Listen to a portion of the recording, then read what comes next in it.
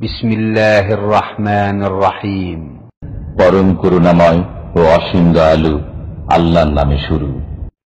ومن أحسن قولا ممن دعا إلى الله وعمل صالحا وقال إنني من المسلمين। একদিন চলে যাব আমরা সবাই, থাকবো না আমরা কেহ, শুধু মাটির নিচে পড়ে রবে দেহ, শুধু মাটির নিচে পড়ে রবে দেহ। একদিন চলে যাব আমরা সবাই, থাকবো না আমরা কেহ, শুধু মাটির নিচে পড়ে রবে দেহ, শুধু মাটির নিচে পড়ে রবে দেহ।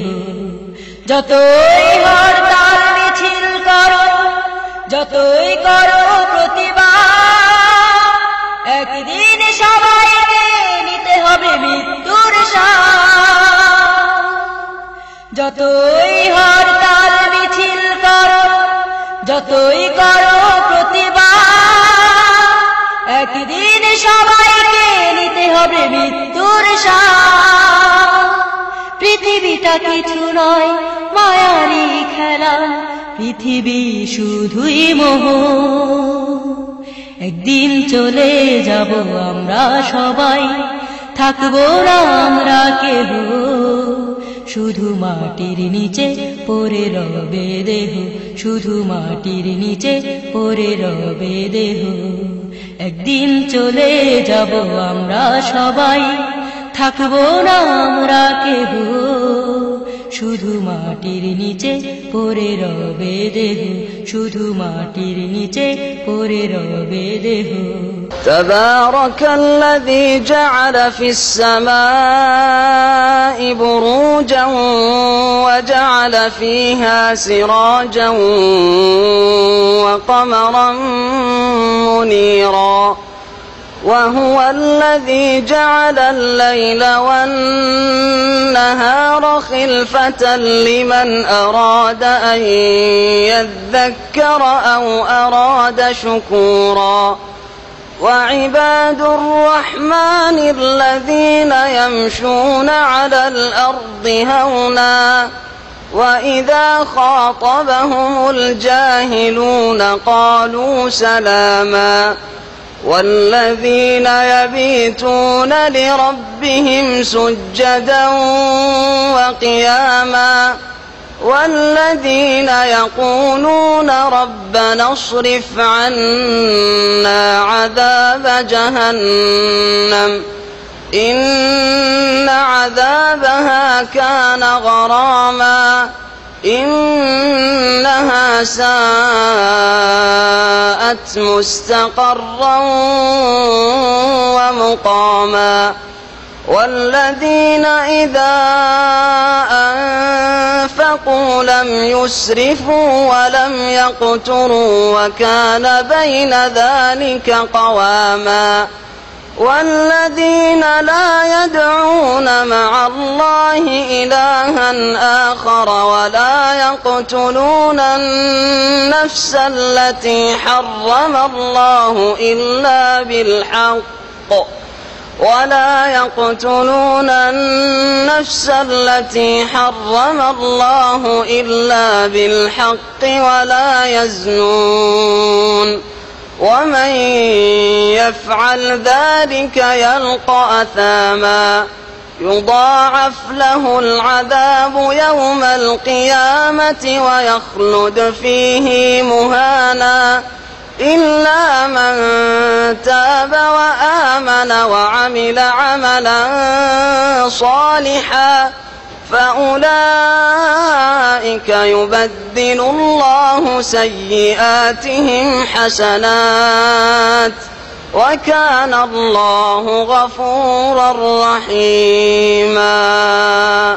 الحمد لله رب العالمين والعاقبة للمتقين والصلاة والسلام على سيد المرسلين نبينا محمد وعلى آله وصحبه أجمعين أما بعد সম্মানিত এই সম্মেলনের সভাপতি শেখ মতিউর রহমান সাহেব, অনুষ্ঠান পরিচালক ব্যবস্থাপক শেখ মুখলেসুর রহমান সাহেব, সম্মানিত উপস্থিতি, ইসলাম প্রিয় দিনী বন্ধুগণ, আল্লাহ রাব্বুল আলামিনের যাবতীয় প্রশংসা এবং প্রিয় নবী মুহাম্মদ মুস্তাফা সাল্লাল্লাহু আলাইহি ওয়াসাল্লামের প্রতি অনেক অনেক দরুদ ও সালাম বর্ষিত হোক। আল্লাহুম্মা সাল্লি আলাইহি আল্লাহুম্মা বারিক আলাইহি। আনন্দ লাগছে একটি সুন্দর ইসলামিক মনোরম পরিবেশে আজকে এই দাম্মাম কালচারাল সেন্টার কর্তৃক আয়োজিত বিষয় রমজানের আসর নামাজ শেষে আপনাদের সামনে উপস্থিত হয়ে কিছু আলোচনা করার ও শোনার যে সৌভাগ্য লাভ করছি, তাই আল্লাহ তাআলার শুকরিয়া স্বরূপ আলহামদুলিল্লাহ। বন্ধুগণ, আজকে যে বিষয়ে আমাকে দেওয়া হয়েছে সেই বিষয়ের শিরোনাম হচ্ছে মুসলিম জীবনে তাওহীদ এবং সুন্নত বাস্তবায়ন।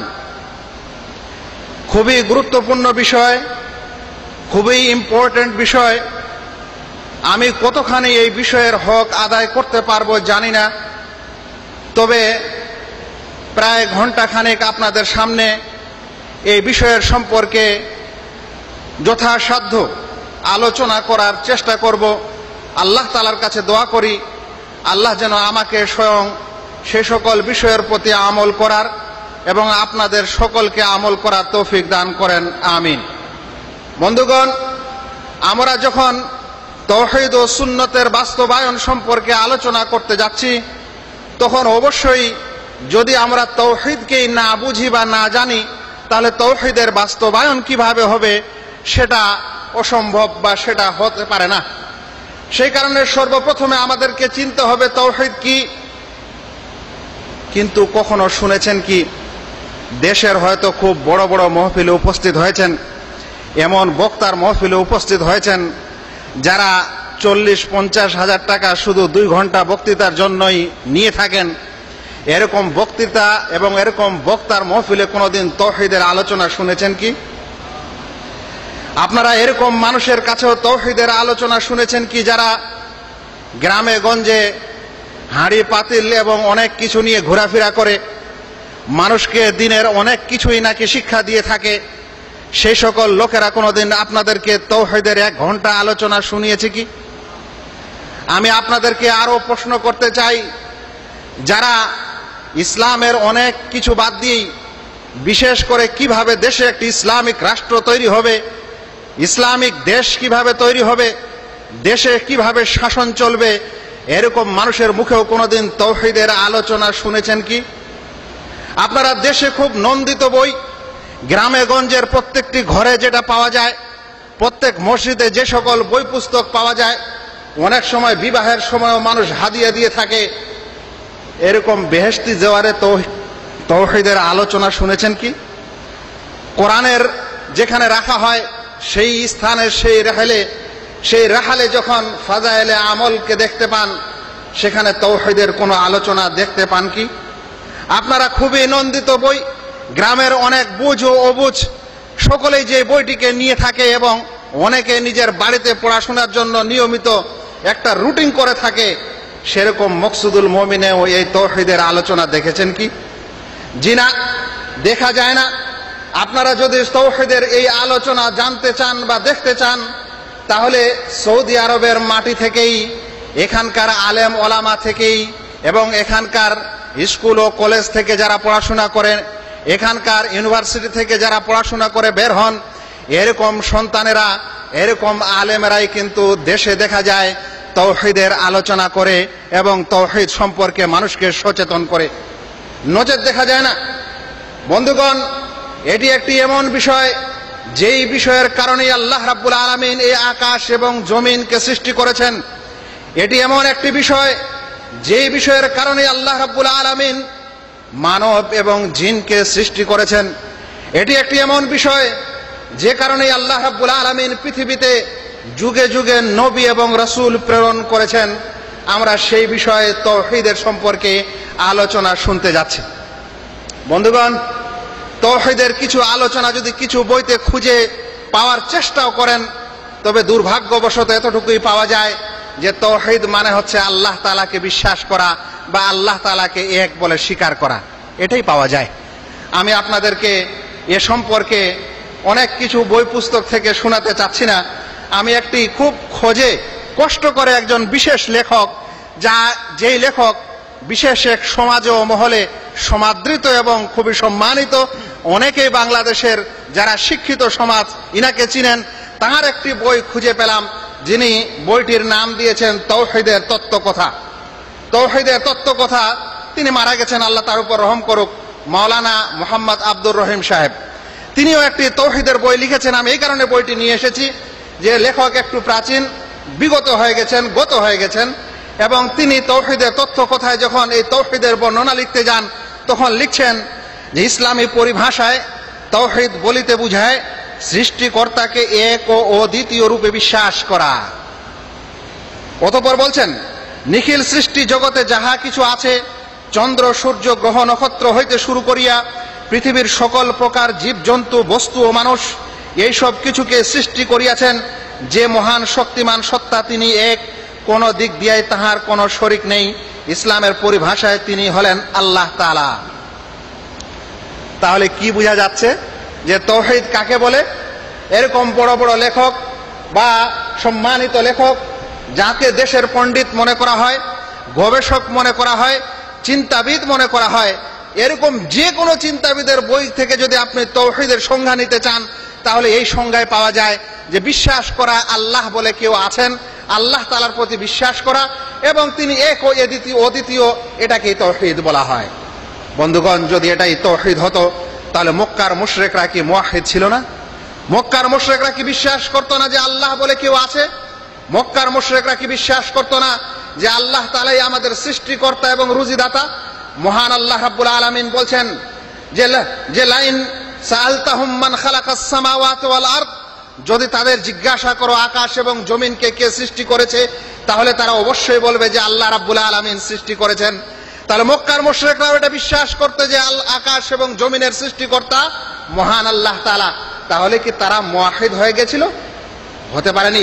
বন্ধুগণ, যদি আল্লাহকে বিশ্বাস করাটাই তাওহীদ বা মুওয়াহহিদ হয়, তাহলে মনে রাখবেন হিন্দু সমাজেও কিন্তু তারাও মুওয়াহহিদ, কারণ তারাও বলে সব ভগবানের এক ভগবান, সব কিছুর একজন আছে, তিনিই হচ্ছেন বড় ভগবান, এ কথা কিন্তু তারাও বলে থাকে। তাহলে সেই কারণে কি তারা মুওয়াহহিদ হয়ে যাবে? এটা কি তাওহীদ বলা যেতে পারে? যদি তাওহীদ এটাই হতো যে আল্লাহ রাব্বুল আলামিনকে বিশ্বাস করলেই তাওহীদ হয়, তাহলে ইহুদি এবং খ্রিস্টানেরা কি মুওয়াহহিদ হতো না? তারাও তো বিশ্বাস করে যে আল্লাহ বলে কেউ আছে। সেই কারণে আল্লাহ রাব্বুল আলামিনের প্রতি বিশ্বাস করাই তাওহীদ না, বরং আল্লাহ রাব্বুল আলামিনের প্রতি বিশ্বাস স্থাপন করা সমগ্র পৃথিবীর মানুষের একটি নেচার ও ফিতরাত। প্রত্যেক মানুষ স্বভাবগতভাবেই আল্লাহ রাব্বুল আলামিনকে বিশ্বাসী হয়ে থাকে, কিন্তু তার স্বভাব নষ্ট করে মানুষ তাকে আল্লাহ অবিশ্বাসী করে বা অন্য কিছু করে, নচেত স্বভাবগতভাবেই মানুষ আল্লাহ বিশ্বাসী হয়ে থাকে। বন্ধুগণ, যে কথা বলছিলাম যে আল্লাহ রাব্বুল আলামিনকে বিশ্বাস করলেই তাওহীদ হয় না, মনে রাখবেন ইবলিস শয়তান, যাকে আল্লাহ রাব্বুল আলামিন আদম আলাইহিস সালামকে সিজদা না করার কারণে বিতাড়িত করেছিলেন, সেই ইবলিস শয়তানও কিন্তু বিশ্বাস রাখে যে আল্লাহ আছে। না নাই, আল্লাহ আছে এটা বিশ্বাস করে, বরং সে আল্লাহকে দেখেছে, আল্লাহর কথোপকথনও শুনেছে। কিন্তু এই কারণে কি তাকে মুওয়াহহিদ বলা হবে? মনে রাখবেন পৃথিবীর সবচেয়ে বড় বাদশা, যে নিজেকে দাবি করেছিল আল্লাহ বলে, সেই ফেরাউন, সেও কিন্তু আল্লাহকে বিশ্বাস করত। কোরআনে আল্লাহ তাআলা ঘোষণা দিয়েছেন ওয়াজাহাদু বিহা ওয়াস্তায়কানাতহা আনফুসুহুম, তার উপরটা অস্বীকার করছে আল্লাহকে বলে, কিন্তু ভিতরটা স্বীকার করছে যে আল্লাহ বলে কেউ আছে। সেই কারণে আল্লাহকে স্বীকার করাই আল্লাহর প্রতি বিশ্বাস স্থাপন করাই আসলে তাওহীদ না। তাহলে তাওহীদ কি জিনিস? এখানে একটি কথা আরো বলি, এই যে আল্লাহ রাব্বুল আলামিনকে বিশ্বাস করা এবং আল্লাহ এক, এটাকেই যে তাওহীদ বলা হচ্ছে আমাদের দেশে বা আমাদের অধিকাংশ আলেম ওলামা যেটা বলছেন, এই বিষয়ে তো মানুষ মতভেদ করা ছাড়েনি। এতখানি তো ক্ষান্ত না, এইখানেও গোলমাল করে দিয়েছে, এখানেও এই এতটুকু তাওহীদের বাস্তবায়নও নেই। খ্রিস্টানেরা কি কারণে কাফের? তারা একথাই বলেছে যে আল্লাহ, মারিয়াম, ঈসা আলাইহিস সালাম এরা তিনজন মিলে এক, এটাকে বলা হচ্ছে তৃত্ববাদ। বা আল্লাহ রাব্বুল আলামিন স্বয়ং ঈসার মধ্যে প্রবেশ করেছে বা মরিয়মের মধ্যে প্রবেশ করেছে, যেটা হচ্ছে হলুলি মতবাদ। এই কারণে তারা কাফের, মানে আল্লাহর সত্তাকেও তারা এক করে রাখেনি।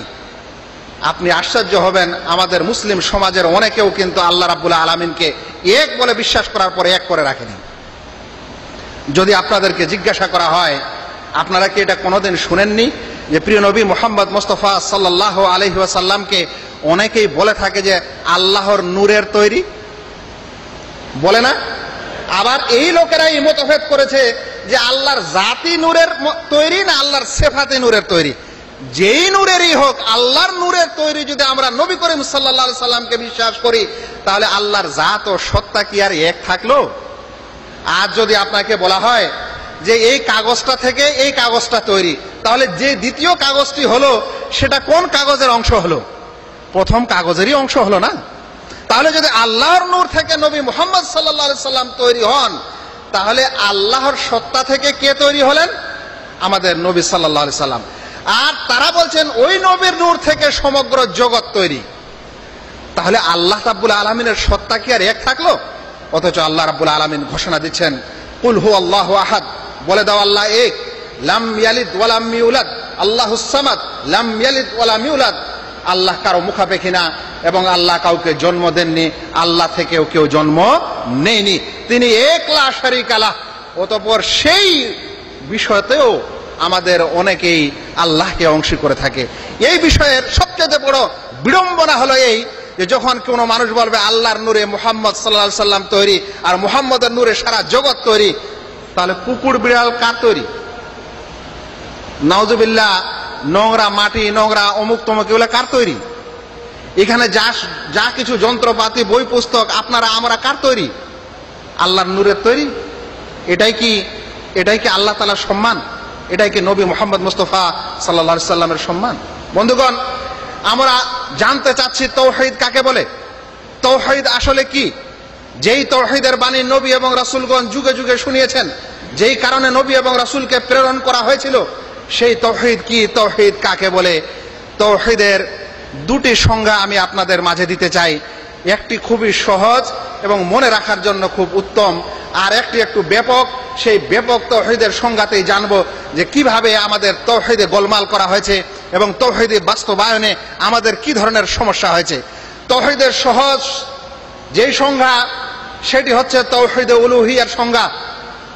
হুয়া ইফরাদুল্লাহ বিল ইবাদাহ, আল্লাহ রাব্বুল আলামিনকে ইবাদতে এক বলে বিশ্বাস করা, ইবাদতে এক মনে করা।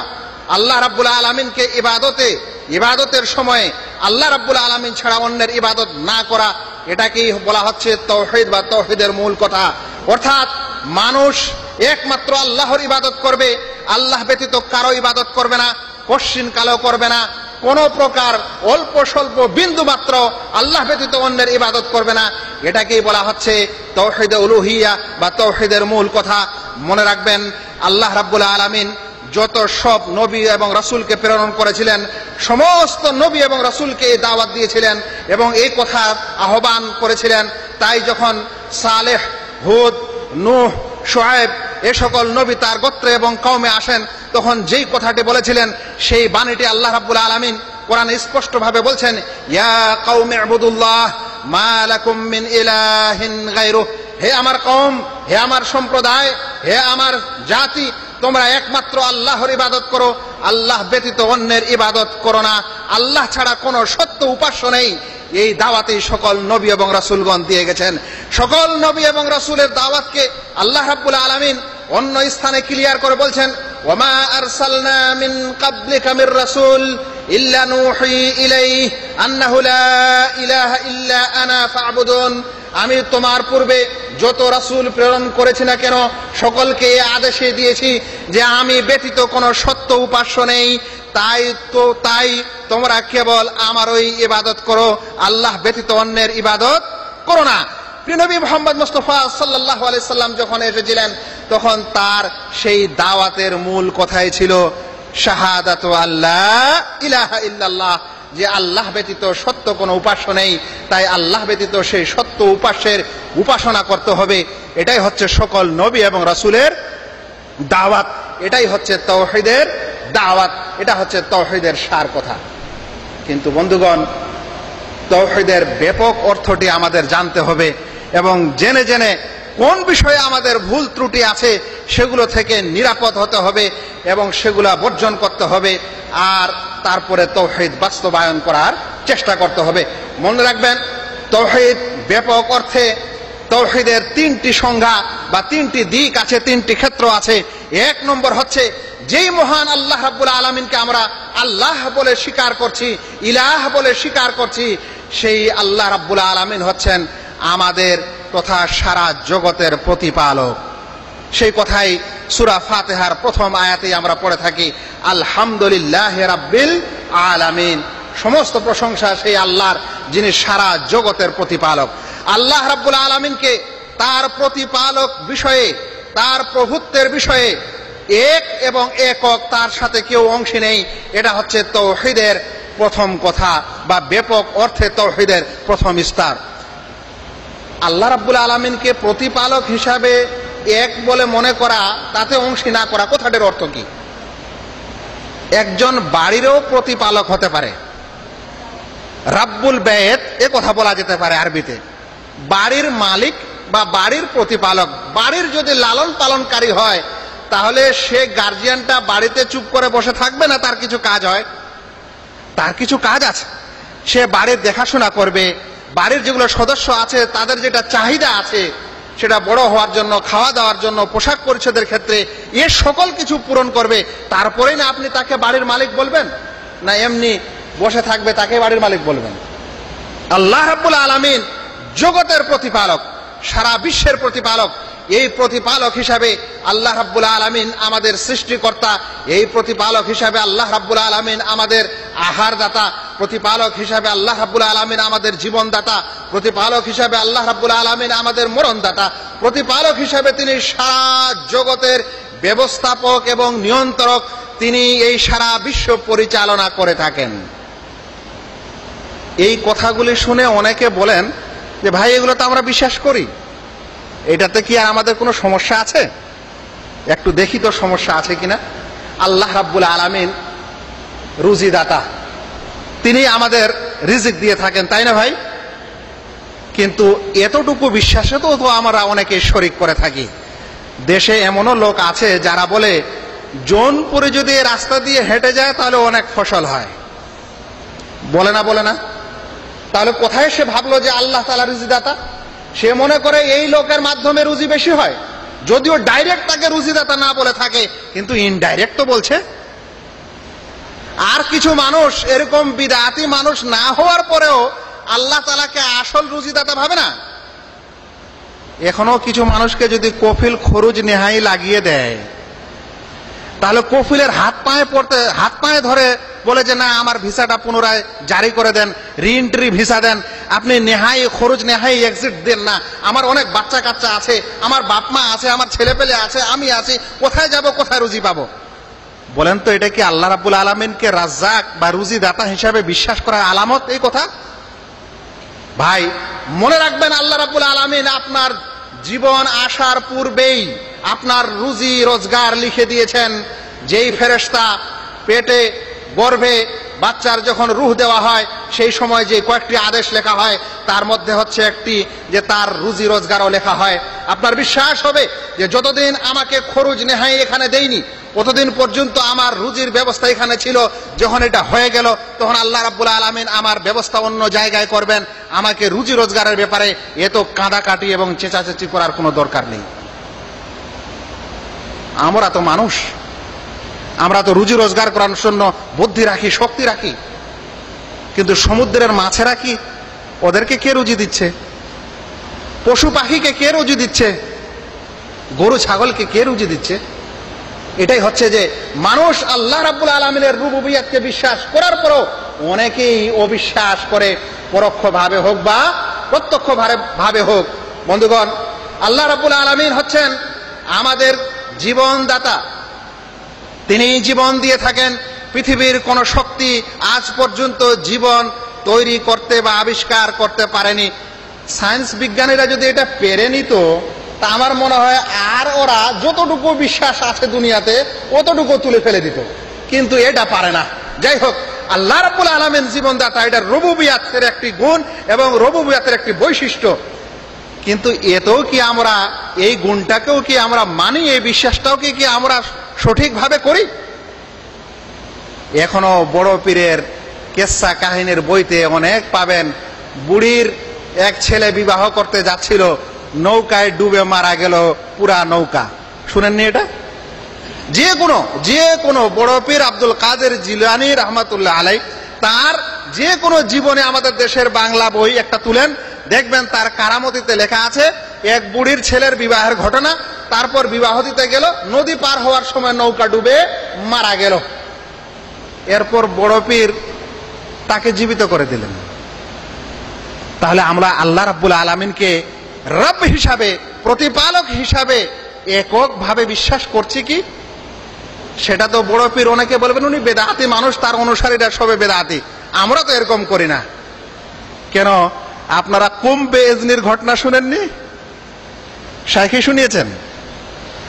কিছু যাদেরকে আপনারা হক্কানি পীর মনে করেন, হক্কানি পীর বললে দেশে একটাই মানুষ চিনে, চরমোনাই সাহেব। তার বইতে তো দেখা যাচ্ছে যে কুম্বে এজনি করে তিনিও একজন মানুষকে জীবিত করে দিলেন, এবং কুম্বে এজনি আমার আদেশে উঠো, আমার আদেশে জীবিত।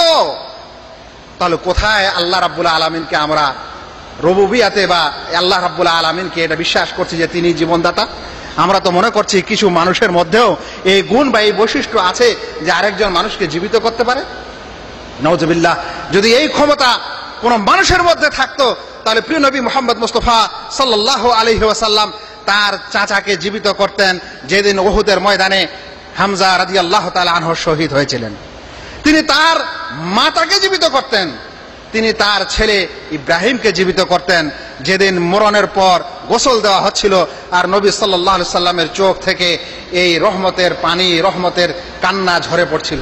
তিনি করতেন এদেরকে। কিন্তু আমাদের বিশ্বাস নাই, নবী সাল্লাল্লাহু আলাইহি সাল্লামের তরিকা এবং তার ঈমান এবং তার সুন্নত আমাদের কাছে নেই। আমরা আল্লাহ রাব্বুল আলামিনকে একমাত্র তিনি জীবন দিতে পারেন, এই কথার এই বিশ্বাসও আমাদের মধ্যে অনেকের মধ্যে নাই। বন্ধুগণ, আল্লাহ রাব্বুল আলামিন এই সারা জগতের পরিচালক, ব্যবস্থাপক ও নিয়ন্ত্রক। এটি হচ্ছে তাওহীদে রুবুবিয়্যাতের একটি কথা, একটি বিশেষ বিশ্বাস। কিন্তু এই বিশ্বাসেও কি আমরা আল্লাহ রাব্বুল আলামিনকে এক মনে করি? এখানেও কি আমরা এই তাওহীদকে বাস্তবায়ন করি? আমি আপনাদেরকে এই গাউসুল আজম বড় পীর, যাকে বলা হয় গাউসুল আজম টাইটেল, সেই বইয়ের একজন লেখক হচ্ছেন মৌলানা নুরুর রহমান। তার সেই বইয়ের জ্ঞাতব্য বিষয় পৃষ্ঠা নম্বর 6 তিনি লিখছেন, আমি কোটেশনটি আপনাদের শোনাই। তিনি লিখছেন, আবার যাহাদের হাতে দুনিয়ার শাসন ও শৃঙ্খলা বিধানের ভার ন্যস্ত করা হইয়াছে এবং যাহারা আল্লাহর সেনানায়ক, তাহাদের সংখ্যা 300। ইহাদিগকে আখিয়ার বলা হয়। এরপরে আরো 40 জনকে ভার দিয়েছেন, তাদেরকে আবদাল বলা হয়। এরপরে আরো 7 জনকে ভার দিয়েছেন, তাদেরকে আওতাদ বলা হয়। এর সবার উপরে একজন আছে যাকে কুতুব ও হয়, সেটি হচ্ছে আব্দুল কাদের জিলানী। তাহলে পৃথিবীকে পরিচালনা করেন কে? আল্লাহ রাব্বুল আলামিন। এটাই হচ্ছে বিশ্বাস, এটা তো রুবুবিয়্যাতের বিশ্বাস। এর পরেও এখানে এই সকল অবিশ্বাস ঢুকে আছে। তাহলে কোথায় আমরা আল্লাহ রাব্বুল আলামিনকে এক বলে বিশ্বাস করি? কোথায় আমরা আল্লাহ রাব্বুল আলামিনকে তার রুবুবিয়্যাতে এক মনে করি? চিন্তা করতে পারেন, এই বিশ্ব নাকি চালাচ্ছে আমাদের অগোচরে থেকে কিছু আমাদের মতোই মানুষ, নাউজুবিল্লাহ, তাদেরকে ভার দেওয়া হয়েছে। আবার এ সকল ঘটনা এবং কেসা কাহিনীতে একের পর এক বিড়ম্বনা দেখা যায়। ওই দিন এক বইতে পড়ছিলাম, এরকম বইতেই সেখানে লেখা হয়েছে বড় পীরের কারামতি স্বরূপ। একদিন বড় পীরের ঘরে এক চোর ঢুকে গেল, মাল চুরি করছে। ইতিমধ্যে বড় পীর তার কারামতি দিয়ে আটকে দিলেন চোর।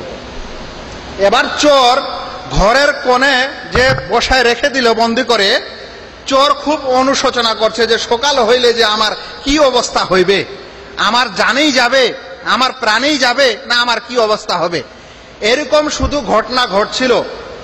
ইতিমধ্যে খিজির আলাইহিস সালাম প্রকাশ পেল বড় পীরের কাছে। কে প্রকাশ পেল? ঘটনা ঘটছে বাগদাদে। বড় পীর আব্দুল কাদের জিলানের বাড়িতে উপস্থিত হয়ে গেল কে? খিজির আলাইহিস সালাম। আসার পর বলছেন যে বড় পীর, একজন আবদাল অতি সত্বর কিছুক্ষণ আগে মারা গেছে, ইন্তেকাল করেছে, তাই একজন আবদাল নিযুক্ত করার দরকার হয়েছে। আপনি একজন আবদাল নিযুক্ত করে দেন। আবদাল বুঝছেন তো? এই যে একটু আগে দেখলেন পৃথিবী চালায়, যাদের পৃথিবী চালার ভার যাদের উপর দেওয়া হয়েছে, বলছে এরকম একজন আবদালের মৃত্যু হয়ে গেছে, আপনি একজন আবদাল নিযুক্ত করে দেন।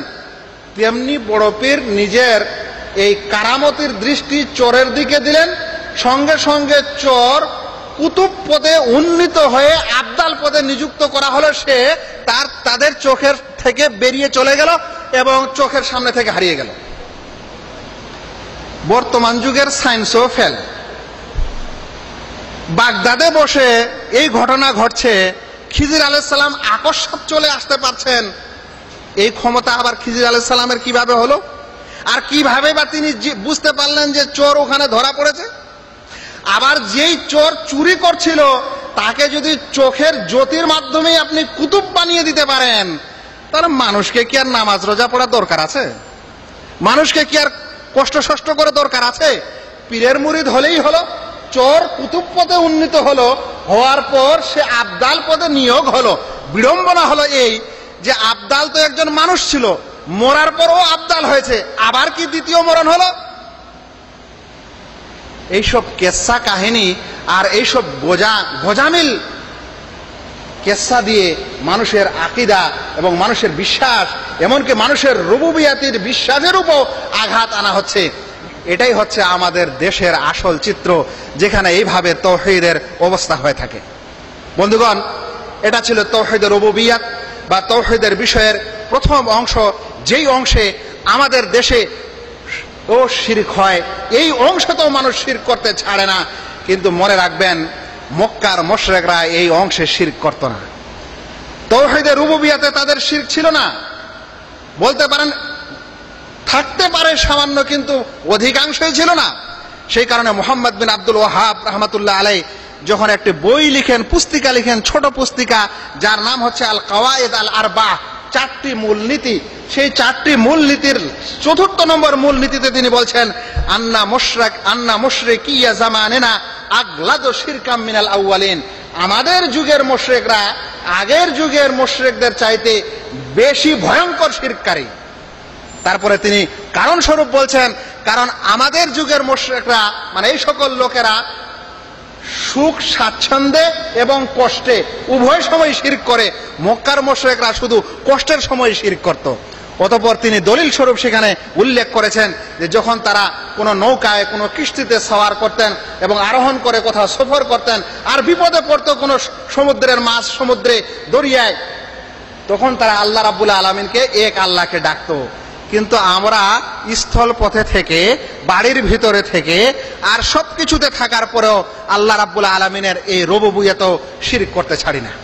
বন্ধুগণ, এটা ছিল রুবুবিয়্যাতের শিরক, এবং যার দেশে বাস্তবায়ন সত্যিকারে হচ্ছে না, বরং একাধিক রুবুবিয়্যাতের গুণে আল্লাহ রাব্বুল আলামিনের সাথে সেই রুবুবিয়্যাতের বৈশিষ্ট্য গুণে অন্যকে গুণান্বিত করা হচ্ছে বা সেই বৈশিষ্ট্য অন্যকে দেওয়া হচ্ছে।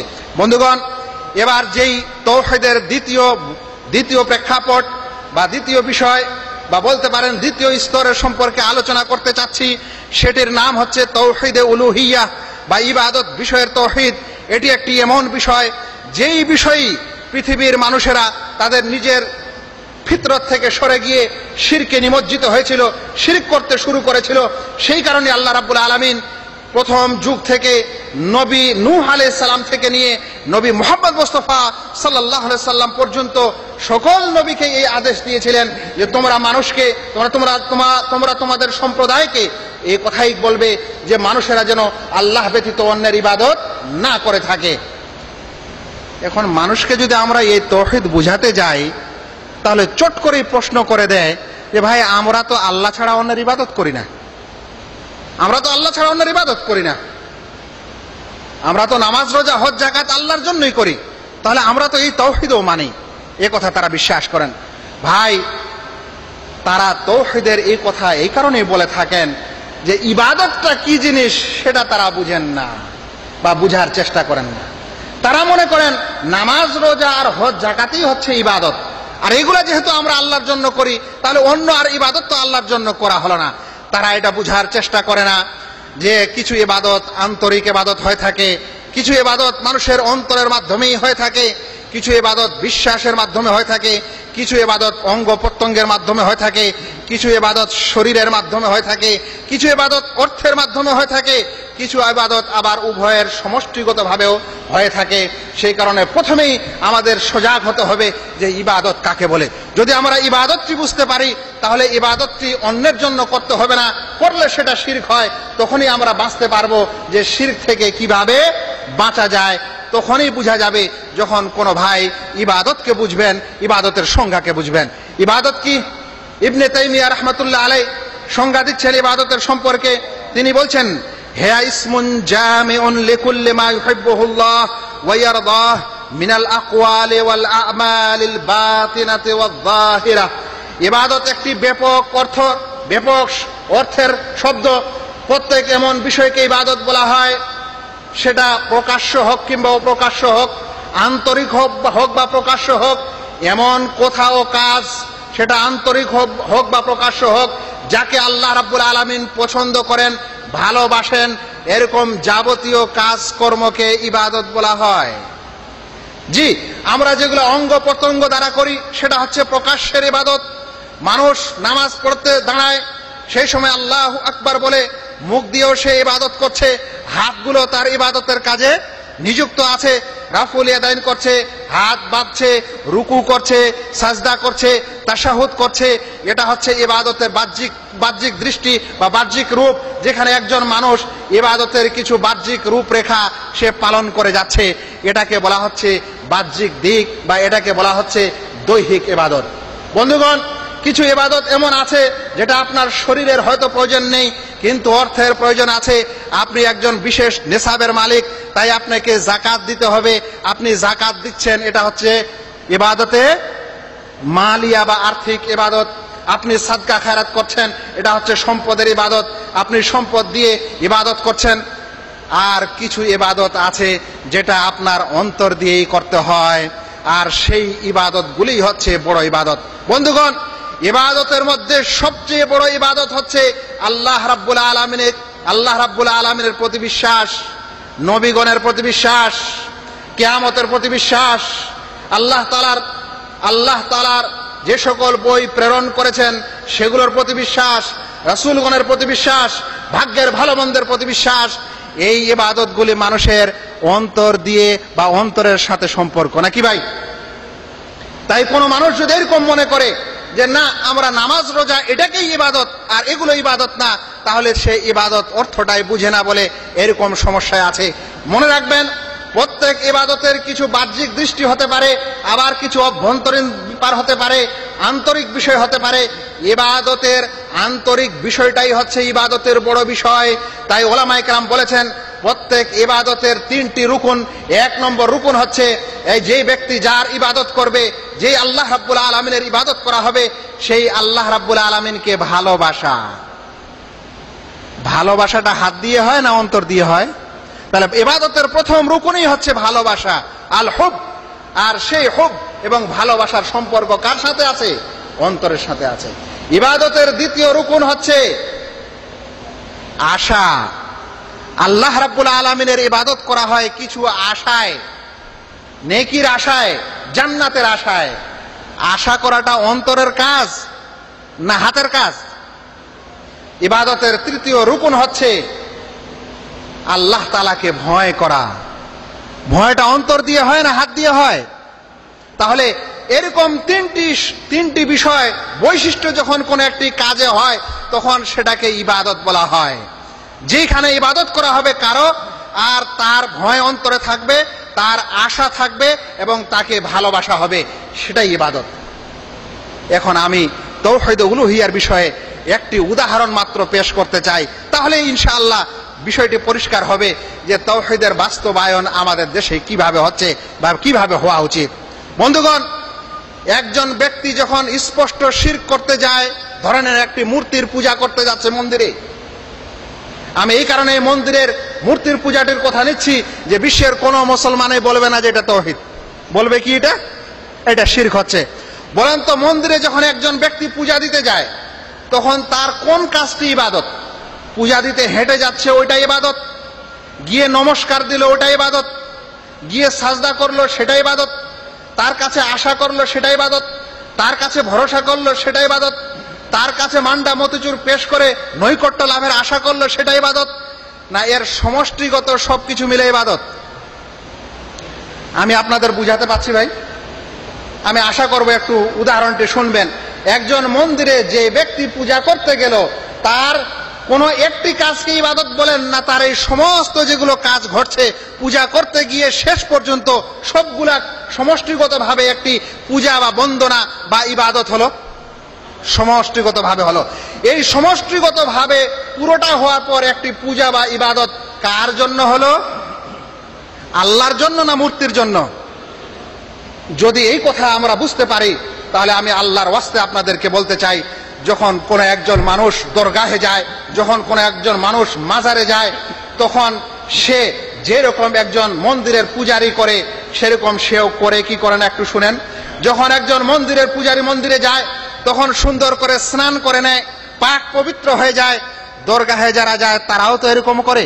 যখন কোনো মানুষ মন্দিরে যায় শিরক করতে, স্পষ্ট মুসলমানেরা বলে থাকে, তখন সেই যেই পোশাক ভালো পরিচ্ছদ পরে যায়, সেরকম দরগাহে যাওয়ার সময়, উরুসের দিনে যাওয়ার সময় এরাও ভালো পোশাক পরিচ্ছদ পরে নাকি? যখন ওই সকল মানুষ যারা মন্দিরে শিরক করতে যায়, যাদেরকে বলা হচ্ছে স্পষ্ট শিরক করছে, যখন মন্দিরের চত্বরে উঠে তখন সেই মন্দিরের চত্বরকে সম্মানের মনে করে জুতাগুলো খুলে রাখে নাকি? তাহলে দরগাহে যারা যায় তারাও সেই স্থানকে সম্মানের মনে করে জুতাগুলো খুলে যায় নাকি? যখন কোনো মানুষ দরগাহে যায় তখন সে যদি বাহ্যিকভাবে কোনো কিছু সেখানে নাও করে থাকে, কিন্তু আন্তরিক ইবাদতের যেগুলো রুকুন, এই আন্তরিক ইবাদতের বা ইবাদতের যেগুলো রুকুন, সেই তিনটি জিনিস একজন দরগাবাসীর সাথে হয় কিনা একটু চিন্তা করেন। যখন কোনো মানুষ মন্দিরে যায় কোনো মূর্তিকে পূজা দিতে, তখন তাকে ভালোবেসে যায় না তাকে মন্দবেসে যায়? অবশ্যই তাকে ভালোবেসেই তো সে তার কাছে যায়। তাহলে যখন দরগাহে পূজাটা দিতে যায়, দরগাহে যখন জিয়ারত করতে যায়, তখন দরগাবাসীকে ভালোবেসে যায় না তাকে অসম্মান করে যায়? যেমন ইবাদতের আরেকটি রুকুন হচ্ছে যে তার কাছে কিছু আশা করা হবে। আল্লাহ রাব্বুল আলামিনের কাছে যখন আমরা ইবাদত করি তখন আল্লাহর কাছে আশা করি না? যারা মূর্তির কাছে যায় ওরা মূর্তির কাছে আশা করে কিনা? যারা দরগাহের কাছে যায় তারা কার কাছে আশাটা করে? তারা তো সেই বাবার কাছেই আশা করে যে আমাকে সন্তান লাগবে, আমার চাকরি লাগবে, আমার অমুক লাগবে, আমার তমুক লাগবে, এই আশা করে নাকি? বন্ধুগণ, যখন সেই দরগাহে যায় তখন সেই দরগাহেরকে সম্মান দেয় নাকি? অতখানি সম্মান দেয়, বরং বেশি সম্মান দেয় যে সম্মান একটা মসজিদকে দেওয়া হয়। তাই কখনোই এরকম লোককে মসজিদ থেকে যখন বের হয় তখন পাছা করে মসজিদের দিকে পাছা করে হেঁটে যাবে, এতে কোনো আপত্তি মনে করা হয় না। কিন্তু দরগায় যখন যায়, দরগা থেকে যখন ফিরে যায়, তখন পাছাটাও দরগার দিকে করতে চায় না। তাহলে মসজিদের চাইতেও বেশি সম্মান সেই দরগাকে দেওয়া হয়। বন্ধুগণ, ইবাদতের আরেকটি রুকুন হচ্ছে মানুষের অন্তরে ভয় ও ভীতি থাকবে যার ইবাদত করা হচ্ছে। বলেন তো, যারা মূর্তির পূজা করতে যায় তাদেরকে ভয় করে না? তারা ওই মূর্তিগুলোকে ভয় করে যে এরা কখনো আমাদের ক্ষতি না করে দেয়, একে মায়া মহব্বত না করলে। দরগাহে যারা যায় তারাও দরগাবাসীকে ভয় করে নাকি? অবশ্যই ভয় করে। বন্ধুগণ, এমনও রাস্তায় ঘটনা ঘটে থাকে যে একজন মানুষ ট্রাক বা গাড়ি বা ট্যাক্সি নিয়ে যাচ্ছে, সে সেই জায়গায় যতক্ষণে নজরানা না দেয় ততক্ষণ পর্যন্ত ট্রাক আগে নিয়ে যায় না। কেন নিয়ে যায় না? কারণ তার অন্তরে আন্তরিক ভয় আছে, গোপন ভয় আছে যে আমি যদি এখানে নজরানা না দিই তাহলে বাবা মনে হয় রাজি খুশি হবেন না, আমার গাড়ি অ্যাক্সিডেন্ট হয়ে যাবে। তাহলে যে কথা বলতে যাচ্ছিলাম যে একজন মানুষ মন্দিরে গেলে যেরকম স্পষ্ট শিরক হয় এবং যেই কাজগুলি করলে শিরক হয়, যে যার জন্য করলে শিরক হয় সেটা হচ্ছে আল্লাহ ছাড়া অন্যের জন্য। একজন দরগাহে যে মানুষ যায় সেও আল্লাহ ব্যতীত অন্যের জন্যই এরকম যাবতীয় ইবাদত করে যায়। বিশেষ করে আন্তরিক ইবাদত, আশা ভরসা আকাঙ্ক্ষা ভয় ভীতি সম্মান সবকিছু ওই দরগাবাসীকে নিবেদন করে দেয়। তারপরেও ভাবে যে আমরা মুয়াহিদ, আমরা হচ্ছে তৌহিদবাদী, আমাদের তৌহিদ কোনো নষ্ট হয়নি, তারা এখনো এটা বিশ্বাস করে। বন্ধুগণ, এটাই হচ্ছে বড় বিড়ম্বনা। মনে রাখবেন, এটা সবচেয়ে ভয়ের জিনিস। এরকম যদি হয় তাহলে তৌহিদ বাস্তবায়ন কখনোই হতে পারে না। বন্ধুগণ, আমরা তৌহিদে উলুহিয়াতের আলোচনা এখানে শেষ করি। আমরা তৌহিদের তৃতীয় বিষয় এবং সেই বিষয়ের বাস্তবায়ন সম্পর্কে একটু কথা শুনি খুবই সংক্ষিপ্ত আকারে। তৌহিদের তৃতীয় স্তর বা তৃতীয় পদক্ষেপ হচ্ছে আল্লাহ রাব্বুল আলামিনের কিছু নাম ও গুণাগুণ কোরআন ও সুন্নতে সহিহ হাদিসে বর্ণিত হয়েছে। আমরা আল্লাহ রাব্বুল আলামিনকে দেখিনি, এই চোখ দিয়ে আমরা আল্লাহ রাব্বুল আলামিনকে কেউ দেখেনি। নবী মুসা আলাইহিস সালাম দেখতে চেয়েছিলেন, তারপরেও বেহুশ হয়ে পড়ে গেছিলেন। ফাখাররা মুসা সায়কা, আল্লাহ তাআলাকে দেখে না, আল্লাহ তাআলার একটু জ্যোতি দেখেই এই অবস্থা হয়েছিল। আমরাও আল্লাহ রাব্বুল আলামিনকে দেখিনি, কিন্তু আল্লাহ রাব্বুল আলামিনের পরিচয় হিসাবে, তার বৈশিষ্ট্য গুণাগুণ হিসাবে আল্লাহ রাব্বুল আলামিন কিছু নাম এবং তার কিছু সুন্দর সুন্দর নাম ও গুণের কথা বলে গেছেন। সেই সকল নাম এবং গুণের মাধ্যমেই আমরা আল্লাহ রাব্বুল আলামিনকে চিনি। আমাদেরকে সেই সকল নাম প্রকৃত অর্থেই বিশ্বাস করতে হবে, সেগুলোকে অস্বীকার করা যাবে না, সেগুলোর অর্থের বিকৃতি করা যাবে না, সেগুলোর সম্পর্কে আকার ও ধারণ নির্ধারণ করা যাবে না, উপমা দেওয়া যাবে না। এরকম বিশ্বাস করাই হচ্ছে আহলুস সুন্নাহ ওয়াল জামাতের বিশ্বাস। কিন্তু আমরা এই জায়গাতেও অনেকে আল্লাহ রাব্বুল আলামিনের এই তৌহিদটুকুও এবং এই তৌহিদের বিষয়কেও বাস্তবায়ন করিনি আর না করতে রাজি। কত শিখাবেন, কত দলিল দিবেন যে আল্লাহ রাব্বুল আলামিন আরশে সমুন্নত, আর রহমান ও আলাল আরশি ইস্তাওয়া, সূরা তাহায় আল্লাহ বলছেন, সূরা আরাফে আল্লাহ বলছেন, আরো অন্যান্য সূরায় প্রায় 7 জায়গায় বলছেন যে আল্লাহ রাব্বুল আলামিন আকাশ এবং জমিনকে 6 দিনে সৃষ্টি করার পর আরশে সমুন্নত, আরশে সমুন্নত। আল্লাহ রাসূল সাল্লাল্লাহু আলাইহি সাল্লাম দাসীকে জিজ্ঞাসা করছেন, আইন আল্লাহ? দাসী বলছে, ফিস সামা, আকাশে উপরে আল্লাহ রাব্বুল আলামিন। তারপরেও এতগুলা দলিল প্রমাণ দেওয়ার পরেও আপনি মানুষকে বলেন যে ভাই আল্লাহ রাব্বুল আলামিন আরশে আছেন। ঘুরে ফিরে আপনাকে বুঝাবে আল্লাহ সব স্থানে আছে। ঘুরে ফিরে কি বুঝাবেন? সব স্থানে স্পষ্ট প্রমাণ। এরপরেও যদি কোনো মানুষ সেটাকে অস্বীকার করে তাহলে এটা কি তৌহিদের বাস্তবায়ন বলে? নাউজুবিল্লাহ। মনে রাখবেন, এই তৌহিদের বিশ্বাসী আমরা অনেকেই না, দেশের বড় আলেম সমাজও না। তারা বলছে আল্লাহর মাত্র 7টা গুণকে বিশ্বাস করা যাবে, অন্যগুলোকে করা যাবে না। সেই 7টা গুণ কি? কেউ বলছে যে আল্লাহ রাব্বুল আলামিনের সেই 7টা গুণের মধ্যে যে গুণগুলিকে বিশ্বাস করতে হবে সেই গুণগুলি হচ্ছে আল্লাহ রাব্বুল আলামিন জ্ঞানী, জ্ঞান, এই গুণটা বিশ্বাস করতে হবে। আল্লাহ ক্ষমতাবান, কাদির, এই গুণটা বিশ্বাস করতে হবে। আল্লাহ চিরঞ্জীব, এটা বিশ্বাস করতে হবে। আল্লাহ ইচ্ছাকারী, এটা বিশ্বাস করতে হবে। আল্লাহ কথা বলেন, এটা বিশ্বাস করতে হবে। আল্লাহ সর্বশ্রোতা ও সর্বদ্রষ্টা, এই 7টি গুণে বিশ্বাস করা হবে, আর অন্য গুণ বিশ্বাস করা যাবে না। যদি বলেন ভাই কেন যাবে না, তো বলছে যে যেমন অন্য কোন গুণ বিশ্বাস করা যাবে না, যেমন বলছে আল্লাহ রাব্বুল আলামিনের হাত আছে, বাল ইয়াদাহু মাবসুতাতান, তার 2 হাত প্রশস্ত, বলছে আল্লাহর হাত, এই গুণটা বিশ্বাস করা যাবে না। বলেন কেন যাবে না? তো বলবে যে বিশ্বাস করলে মানুষের মতো হয়ে যায়, মাখলুকের সাথে উপমা দেওয়া হয়। ভাই, এই উত্তর কি আমরা দিতে পারি না যে আপনি যখন আল্লাহ জ্ঞানী, এই জ্ঞান আছে, এই বিশ্বাসটা করলেন, তাহলে এই বিশ্বাস করার সময় মাখলুকের জ্ঞানের মতো তাহলে কি হয় না? যদি বলে সেটা মাখলুকের মতো হয় না, তাহলে আল্লাহর হাত আছে সেটা মাখলুকের মতো কেমন করে হবে? মনে রাখবেন, আল্লাহ রাব্বুল আলামিন প্রত্যেক জীব জন্তুকে হাত পা যাদেরকে দিয়েছেন, যাকে যেমন মানায় তাকে তেমন দিয়েছেন। মানুষকে যেমন হাত মানায় তাকে দিয়েছেন, মানুষকে যেমন পা মানায় তেমন দিয়েছেন। হাতিকে যেমন মানায় হাতিকে দিয়েছেন, ঘোড়াকে যেমন মানায় ঘোড়াকে দিয়েছেন। হাঁস মুরগিকে যেমন মানায় তাকে দিয়েছেন, কিন্তু হাত পা সবার আছে বলে কি আমাদের হাত পা আর হাতির হাত পা সমান? সমান না।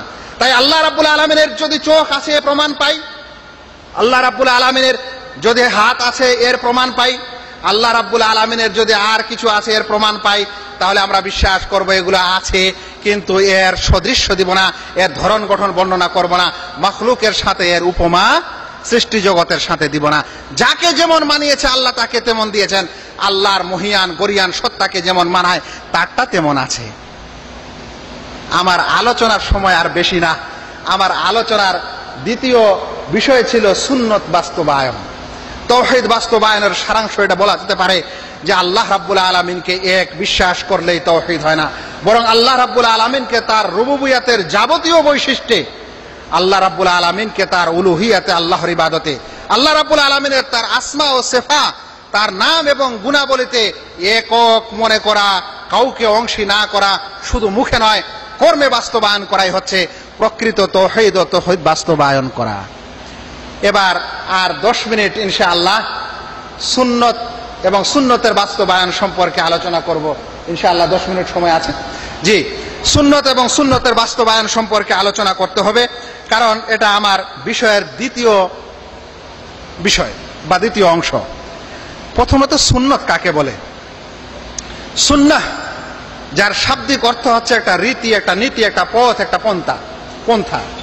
আর এর শারঈ যতগুলো অর্থ করা হয়েছে তার মধ্যে সুন্দর ভালো অর্থ হচ্ছে আল্লাহ রাসূল সাল্লাল্লাহু আলাইহি সাল্লাম থেকে তার কথা, তার কাজ, তার মৌন সম্মতি হিসাবে যেগুলো প্রমাণিত সেগুলোই হচ্ছে সুন্নত। অনুরূপ তার চারিত্রিক বৈশিষ্ট্য এবং তার শারীরিক গঠনের বর্ণনা ও আকার প্রকৃতিও সুন্নতের অন্তর্ভুক্ত। এগুলো হচ্ছে সুন্নাহ। আল্লাহ রাব্বুল আলামিন থেকে যা, আল্লাহ রাসূল সাল্লাল্লাহু আলাইহি সাল্লামের কথা থেকে যা প্রমাণিত, যেটা তার কথা, বাক্য, বচন, যেটা তার কাজ এবং যেগুলো তার সম্মতি, এগুলো সুন্নত। চিন্তা করতে পারেন নবী করিম সাল্লাল্লাহু আলাইহি সাল্লামের জীবনে 23টি বছর নবুয়তের পর কতগুলো এরকম কথা হতে পারে, কতগুলো এরকম কাজ হতে পারে, কতগুলো এরকম সম্মতি হতে পারে। সবগুলাই আল্লাহ রাসূল সাল্লাল্লাহু আলাইহি সাল্লামের সুন্নত। নবী সাল্লাল্লাহু আলাইহি সাল্লাম কিভাবে মসজিদে ঢুকছেন সেটা সুন্নত, মসজিদে ঢোকার সময় কি বলছেন সেটা সুন্নত, মসজিদে ঢোকার পর যে ইবাদতগুলি করছেন সেগুলা অনেকটা ফরজ হওয়ার পর অনেকগুলো সুন্নত, আবার সেটা একদিক দিয়ে ফরজ, একদিক দিয়ে সুন্নত। মসজিদ থেকে নামাজ শেষ হচ্ছে যে দোয়াগুলি পড়ছেন সেগুলো সুন্নত, মসজিদ থেকে বের হচ্ছেন সেটাও সুন্নত। আল্লাহ রাসূল সাল্লাল্লাহু আলাইহি সাল্লাম ইবাদত ছাড়া সমাজে যে সকল কেনা বেচা হচ্ছে সেগুলোর সম্পর্কে কিছু বলছেন, কিছু করছেন, সেটা সুন্নত। এমনকি আল্লাহ রাসূল সাল্লাল্লাহু আলাইহি সাল্লাম বিবাহ শাদীর সম্পর্কে যে কাজ এবং কথাগুলি বলছেন সেগুলো হচ্ছে সুন্নত। আর অনেকেই এই সুন্নত অবহেলা করে ছেড়ে দেয়। জানতে হবে সুন্নত একটি প্রমাণ, একটি আমলের বিষয়। যেভাবে আল্লাহ রাব্বুল আলামিনের আদেশ ও নিষেধগুলি আমলের যোগ্য, সেভাবে নবী করিম সাল্লাল্লাহু আলাইহি সাল্লামের সুন্নতগুলিও আমলের যোগ্য এবং মানার যোগ্য। আল্লাহ তাআলা কোরআনে বলছেন, ওয়ামা আতাকুমুর রাসূলু ফাখুযু ওয়ামা নাহাকুম আনহু ফান্তাহু। রাসূল সাল্লাল্লাহু আলাইহি সাল্লাম যা তোমাদের দেন সেটা গ্রহণ করো, আর যা থেকে নিষেধ করেন তা থেকে দূরে থাকো। তাহলে আল্লাহ রাসূল সাল্লাল্লাহু আলাইহি সাল্লাম আমাদেরকে তার কথা হিসাবে, কাজ হিসাবে, সম্মতি হিসাবে যা কিছু দিবেন সেগুলো মানতে হবে না, হবে না? অবশ্যই মানতে হবে বন্ধুগণ। কিন্তু সুন্নতের অবস্থা দেখেছেন? দেশের অধিকাংশ এমন যুবক পাওয়া যায় যারা নিজেকে ইসলামিক আন্দোলনের সঙ্গে জড়িত ভাবে এবং ইসলামের নামে নাকি তারা জীবন দিতে চায়, কিন্তু যদি বলেন যে ভাই একটু দাড়ি ছাড়তে হবে আর গিটের উপর থেকে পায়জামাটা বা প্যান্টটা কেটে গিটের উপরে পড়তে হবে, তো বলে এগুলা ছোটখাটো বিষয়, এগুলা নিয়ে তো কোনো কথা বলছেন? আল্লাহ তাআলা বলছেন, ওয়ামা আতাকুমুর রাসূলু ফাখুযু, নবী যেটা দেন সেটা মেনে নাও, সেটা গ্রহণ করো। এরা বলছে ছোটখাটো বিষয়, এটা কেন বলছেন? বন্ধুগণ, সুন্নত এমন অবহেলা হয়েছে যে কিছু মানুষ আসল সুন্নত ত্যাগ করে চিন্তায় বা বড় সুন্নত আমল করছে যে ঢিলা কুলুক না হলে পাক পবিত্র হওয়া যায় না। এটা সুন্নত ধরে আছে, আছে না নাই ভাই? আপনি যতই পানি দিয়ে পাক হন, বলছে পাক আপনি হলেন না যতক্ষণ পর্যন্ত ঢিলা কুলুক না করেন। সেই কারণে আপনাকে যেখানেই দুনিয়াতে বেড়ান এবং চলাফেরা করেন কিছু ঢিলা সাথে রাখতে হবে এই সুন্নত আদায় করলে। বলেন তো আল্লাহ রাসূল সাল্লাল্লাহু আলাইহি সাল্লাম ঢিলা নিয়ে বেড়াতেন? আল্লাহ রাসূল সাল্লাল্লাহু আলাইহি সাল্লাম কি শুধু পানি নিয়ে ইস্তেঞ্জা করেননি? প্রয়োজন বোধে দুটাই নিয়েছেন, ঠিক আছে দুটাই নিব, তাহলেই সুন্নত হলো। কিন্তু পানি দিয়ে শুধু হবে না, ঢিলাকুলুকও করতেই হবে, এই সুন্নত নিয়ে ব্যতিব্যস্ত আছেন। আর একদিকে সুন্নতকে উল্টে দিয়ে ওই ঢিলাকুলুক করতে গিয়ে লুঙ্গি উপরে টেনে হাত নিচে ঢুকিয়ে দাঁড়িয়ে থাকছে, একটা সুন্নত পালন করে বেহায়া হচ্ছে। এটা কি সুন্নত আল্লাহ রাসূল সাল্লাল্লাহু আলাইহি ওয়াসাল্লাম? নাউযুবিল্লাহ। সুন্নতের অবস্থা এরকম হয়েছে যে কিছু মানুষ আল্লাহ রাসূল সাল্লাল্লাহু আলাইহি সাল্লামের যেগুলো আল্লাহ রাসূল সাল্লাল্লাহু আলাইহি সাল্লামের স্বভাবগত কাজ ছিল, যেগুলো আল্লাহ রাসূল সাল্লাল্লাহু আলাইহি সাল্লামের নেচারগত কাজ ছিল, মানুষ হিসাবে যেগুলো কাজ করার প্রয়োজন হয়েছে সেগুলোকে সুন্নত মনে করে ধরে আছে। আমরা মানুষ হিসাবে আমাদের খাওয়া দাওয়ার দরকার নেই, মানুষ হিসাবে কাপড় চোপড় পরার দরকার নেই, মানুষ হিসাবে পেচ্ছাপ পায়খানার দরকার নেই। এই মানবিক বিষয়গুলিকেও কেউ সুন্নত মনে করে পালন করছে, আসল সুন্নত কিছুই পালন করছে না। তাই কিছু মানুষ ফতোয়া দিয়েছে যে নবীর সাল্লাল্লাহু আলাইহি সাল্লামের সুন্নত হচ্ছে যেই কাপড়টা, যেই লেবাসটা পরবেন সেই লেবাসটা যেন দুই দিকে ফাটা না হয়, চিরা না হয়, মানে পাঞ্জাবি না হয়। সেই জন্য বিনা ফাটাওয়ালা পাঞ্জাবি আপনাকে পরতে হবে, বলছে এটাই সুন্নত। আবার কিছু মানুষ সুন্নত ধরে আছে পাগড়ি পরা নিয়ে, মাথায় পাগড়ি পরেছেন আল্লাহ রাসূল সাল্লাল্লাহু আলাইহি সাল্লাম শরিয়া স্বরূপ, দিন স্বরূপ, না শেষ যুগের আচার স্বরূপ সেটা দেখার দরকার নেই।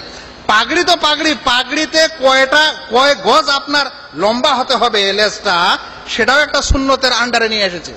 টুপিটা পরবেন কত ধাপের টুপি হবে সেটাও সুন্নতের আন্ডারে। কিন্তু আল্লাহ রাসূল সাল্লাল্লাহু আলাইহি সাল্লাম কি কাজ করেছেন সেই সুন্নত আমল করা হয় না, কি বলেছেন সেই সুন্নত আমল করা হয় না। কিন্তু টুপিটা কেমন হবে, পাগড়িটা কেমন হবে, এই সুন্নত নিয়ে ব্যতিব্যস্ত। এর চাইতেও দুঃখ লাগে কিছু মানুষ আল্লাহ রাসূল সাল্লাল্লাহু আলাইহি সাল্লামের মৃত্যুর পর কয়েক শত বছর পর যখন কোনো বেদাতি আল্লাহ রাসূল সাল্লাল্লাহু আলাইহি সাল্লামের কবরের উপর সবুজ গম্বুজ নির্মাণ করেন, মানে গম্বুজটাকে নির্মাণ করার পর সবুজ রং দেন, তখন কিছু মানুষ এই রংটাকেও সুন্নত মনে করে নিয়েছে। আল্লাহর কসম করে বলছি, আমি মসজিদে নববীতে এমন এক সম্প্রদায়কে দেখেছি যার পোশাকটা ছিল সবুজ, যার পাগড়িটা ছিল সবুজ, যে লেপটা নিয়ে এসছে, কাঁথাটা নিয়ে এসছে পরার জন্য, সেই খলটাও ছিল সবুজ। আল্লাহর কসম করতে বলছি, আমি নিজের চোখে দেখেছি, সে একটা চিরুনি বের করে দাড়ি কাটছিল, চিরুনিটাও সবুজ। রং কি সুন্নতের মধ্যে সবুজ রংটা? তাহলে এটা কি হচ্ছে?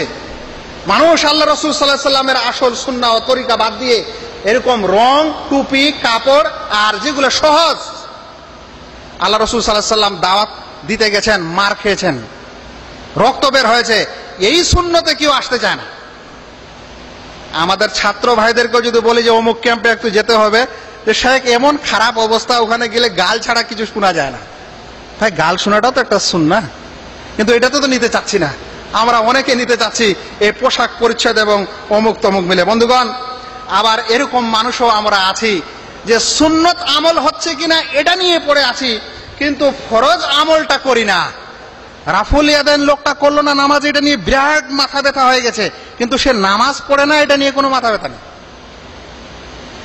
জানাজায় নামাজ হওয়ার পর এক সম্মিলিতভাবে দোয়া হয়েছে দফন করার পর, এটা নিয়ে গোটা সমাজে আন্দোলন চলছে, একেবারে মিটিং মহফিল কত কি, কিন্তু জানাজার নামাজটা কেমন করে পড়তে হয়, কোথায় কোন তাকবীরের পর কি দোয়া পড়তে হয় ওটা আবার জানা না, ওটা নিয়ে কিছু কথা বলে না।